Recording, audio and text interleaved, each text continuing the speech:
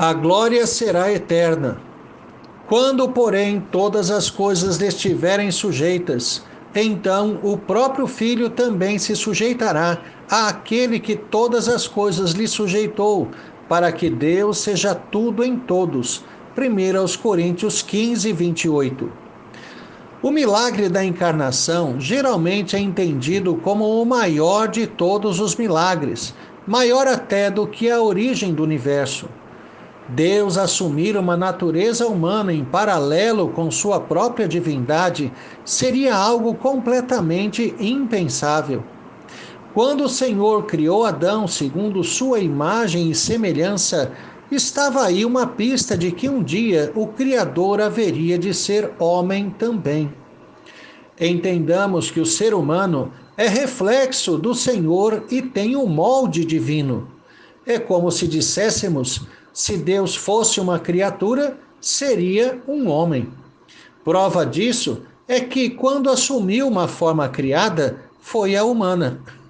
Mas entendamos que, conquanto as duas naturezas de Cristo sejam indivisíveis por ser um único eu, tudo o que foi feito para a redenção do homem pelo Salvador foi realizado exclusivamente em sua humanidade.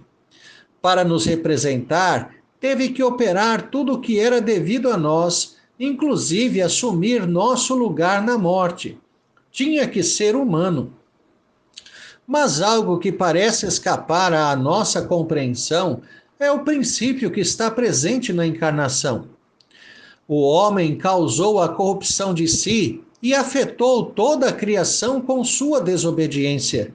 Assim, é o homem que vai ter que, entre aspas, arrumar a bagunça. Em outras palavras, o primeiro Adão trouxe a queda. O segundo veio para elevar novamente o homem e a criação ao patamar original.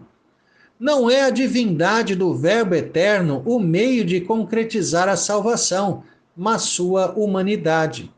No teatro da salvação, a essência divina do Pai, do Filho e do Espírito Santo está nos bastidores, viabilizando, capacitando e dirigindo a atuação da natureza humana do Verbo eterno. Se assim não fosse, a encarnação não seria necessária. Dessa forma, na salvação, Deus elege um homem para cumprir a aliança a qual o primeiro homem fracassou em obedecer e, além disso, também assumir a dívida contraída por todos os eleitos. Não haveria homem mais indicado para isso do que aquele que fosse o próprio Deus em formato humano. Quando pensamos na vida de um homem caído, concluímos que é uma vida de solidão. A proposta do diabo a Eva de ser Deus para si mesma, de fato aconteceu com a desobediência, mas não da forma que foi anunciada ou imaginada.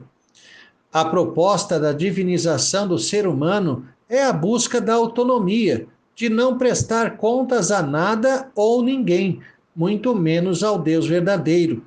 É como se o homem quisesse assumir a face de Deus como sua, usurpando o lugar do Criador. Assim, na criação, que espelha as virtudes do Criador, o reflexo procura viver como se fosse a própria pessoa divina. É curioso perceber que o verdadeiro Deus se fez homem para salvar homens que a si mesmos se fizeram falsos deuses. A divindade é, por definição, única.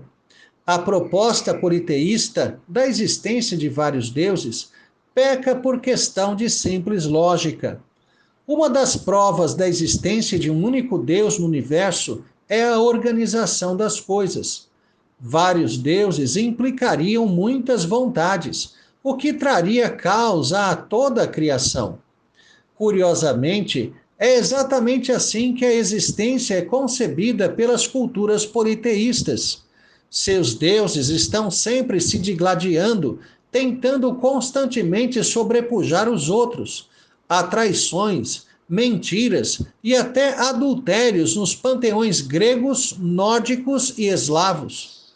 Mesmo o ser tripessoal de Deus não estabelece três deuses, mas a harmonia de um único ser em três pessoas. Não pode haver mais de um Deus. Quando entendemos isso, fica fácil compreender a solidão humana caída. A, entre aspas, divindade humana não é subserviente, não se dobra a ninguém. Assim, todo homem busca seus próprios interesses, afirmando-se ao lado ou acima dos outros. É isso o que o move a cada dia, buscar concretizar suas próprias vontades. Mesmo seu suposto desejo de ajudar alguém é concretizado objetivando seu próprio agrado. É porque lhe traz alguma satisfação que o faz. Dificilmente veremos um ímpio fazendo bem a alguém em algo que o desagrade. Se o fizer, há uma razão oculta, talvez até mesmo aos seus próprios olhos. Tornando-se uma constelação de deuses, a humanidade se transformou em um universo de disputas e contendas. Morto espiritualmente, só pode almejar grandezas materiais. A ênfase materialista do mundo fez do pecador ainda mais isolado. Agora, dedica boa parte de seu tempo à construção de uma carreira profissional e para o acúmulo de riquezas, desprezando o contato com a família, parentes e amigos. Antigamente, a mãe estava em casa e tomava café da manhã, da tarde e almoçava com seus filhos. Isso acabou. Os filhos agora estão em creches, para que ela possa desenvolver também sua vida profissional. O marido passa mais tempo do dia com outras mulheres que não a dele, e o mesmo a esposa em relação a outros homens, a consequência inevitável de estarem todos inseridos no mercado de trabalho. Com o aprofundamento do contato e da intimidade, os adultérios se tornaram muito mais frequentes. A mudança do modelo social simplesmente foi absorvida na igreja sem qualquer análise, avaliação ou crítica. A dissolução da família também está ligada à busca da autonomia humana, de negar quaisquer amarras, limites. O homem quer fazer o que ele bem entende. No entanto, em Cristo voltamos à ligação com o Deus verdadeiro, agora de forma indissolúvel. O texto epigrafado fala do momento da consumação, quando o filho entregar o reino reconquistado dos homens ao seu pai. No final da era do homem caído, o Cristo glorioso voltará, tendo subjugado e vencido todos os poderes contrários a Deus. Então, entregará ao Pai o mundo refeito, purificado de todo o pecado e deformidade, com uma humanidade redimida e gloriosa para servi-lo.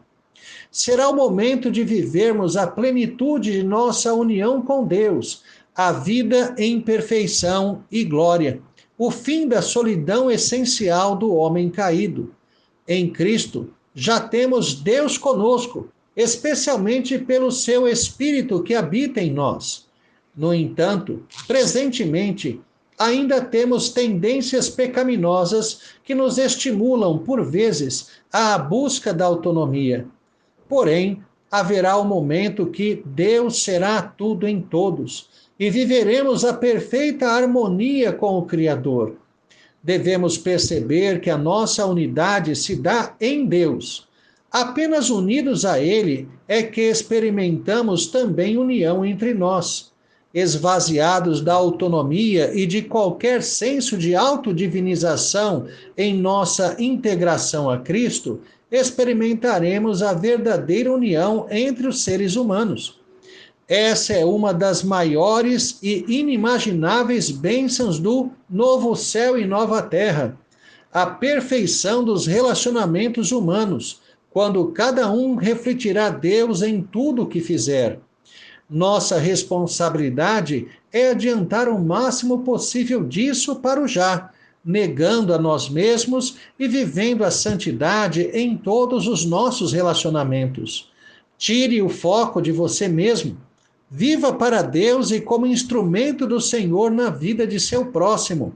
Verás que os problemas se tornarão menores, perderão a dimensão que têm quando olhados simplesmente da perspectiva da vontade humana. Nosso ânimo será sempre revigorado em nossa união com Cristo. Anteveja o momento glorioso que está destinado a nós, a reintegração da humanidade eleita a Deus em uma criação restaurada ao padrão edênico. A glória será eterna. Tenha um excelente dia na presença de Deus, Reverendo Jair de Almeida Júnior.